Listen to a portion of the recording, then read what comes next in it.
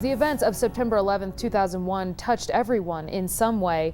News 5 recently hosted a forum bringing together 13 people from southern Colorado and beyond, all impacted in different but dramatic ways. News 5's Zach Thaxton brings us their stories.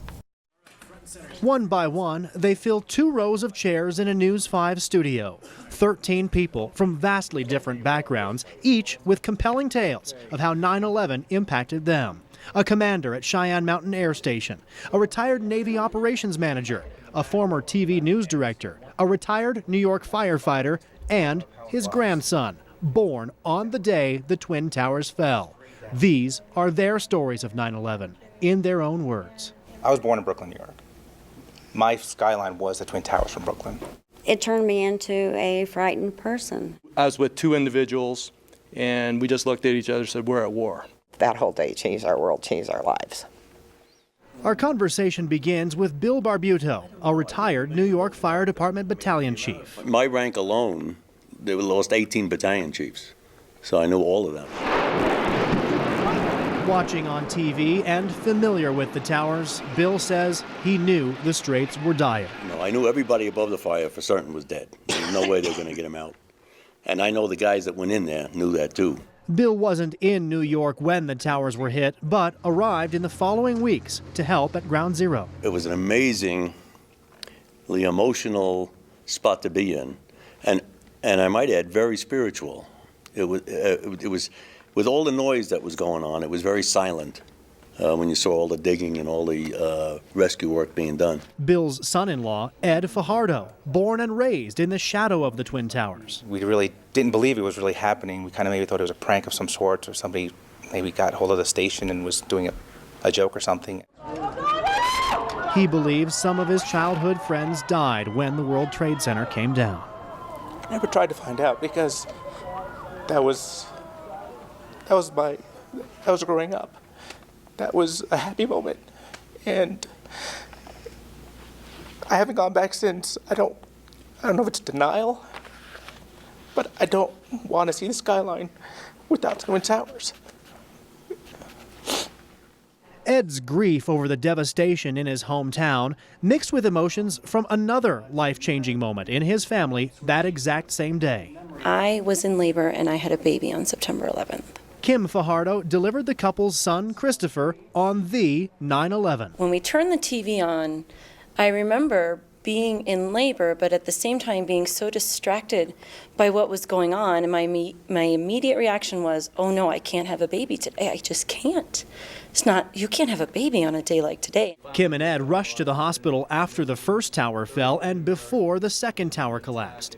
Amid all the devastation, brand new life. People will say to us, oh, I feel so bad. You had a baby on September 11th. And I say, no, I had a baby on September 11th. And that's really cool. Because when everyone else is heavy-hearted and sad, I get to blow up birthday balloons and have cake for my son. And not many people can say that. Is that day for you a happy day, or is that kind of a bittersweet day where you feel a mix of happy and sad? Mix of happy and sad, because I was born that day, and not good that the towers crashed that day. We were scrambling.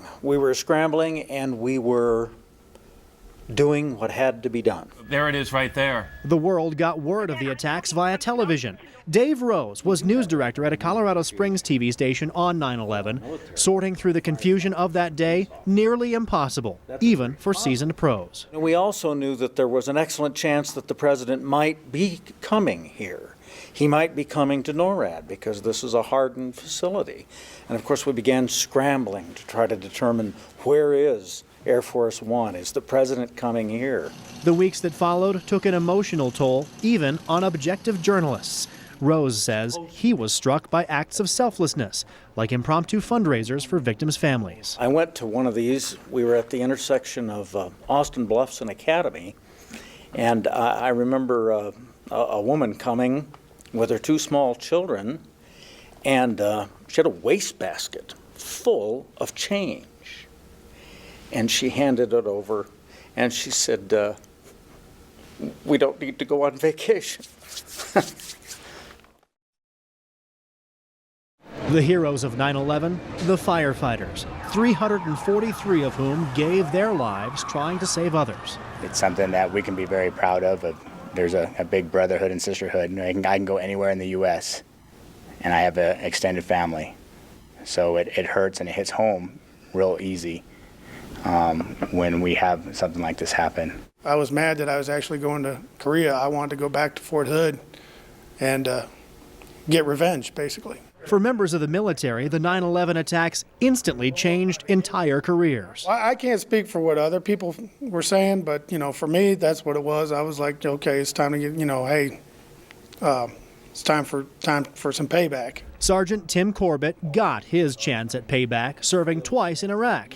While some sought revenge, others, including some military spouses, felt victimized. The only way that I can describe it is that I feel like we were raped, raped of our innocence. Long deployments have followed for a decade as American forces continue to track down terrorists. There's young kids that don't see their mothers or their fathers for extended periods of time.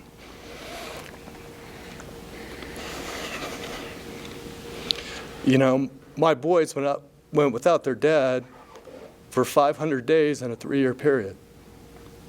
And, that's hard for them. That's hard for our spouses. But we do it because our country needs us to do it.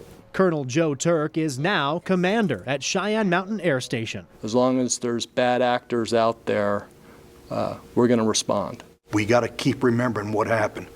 And we got to remember that it's not over, and more can still happen. It's happened all over the world. Terrorism is alive and well. It was certainly alive and well in the first days after the attacks. Kathy Nichols took one of the first flights from Denver to D.C. once air travel resumed. She calls the pilot that day her hero. He introduced himself and he said, "You notice when you came through the airport today, we had some extra security out there. But the government hasn't told us what to do on the airplane yet. And so now that door's shut, we're on our own." She says what happened next will be remembered forever. The plan in case of hijackers. And he laid out a plan where he said if somebody attempts to take over the plane, I want you to all stand up. I want you to throw things at them. I don't care what you have in your hand. Glasses, pillows, shoes. Aim it at their heads so they have to protect themselves. And get them on the ground. And he said, while you're doing that, I'll land the plane. The plane erupted in applause. People were crying. Even for those working normal jobs on 9/11, the memory remains. Rob Hodge worked at a Wendy's near Peterson Air Force Base. When the base locked down, personnel rushed the restaurant. We were trying to keep up as best we could. The line went outside the store.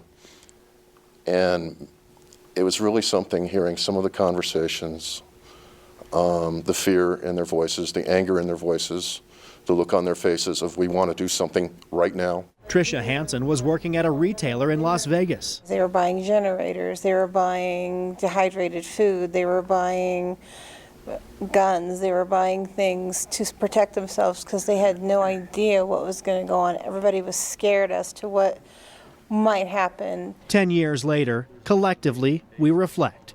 We give thanks to the heroes, mourn the lives lost, and remain curious about others' perspectives on 9/11. Why do we want to remember? Why do you keep bringing this up? Well, I'll use the analogy of Pearl Harbor. December 7th, 1941, we were attacked, we went to war, and in 45, it was over. September 11th happened. It's not over. It's still going on.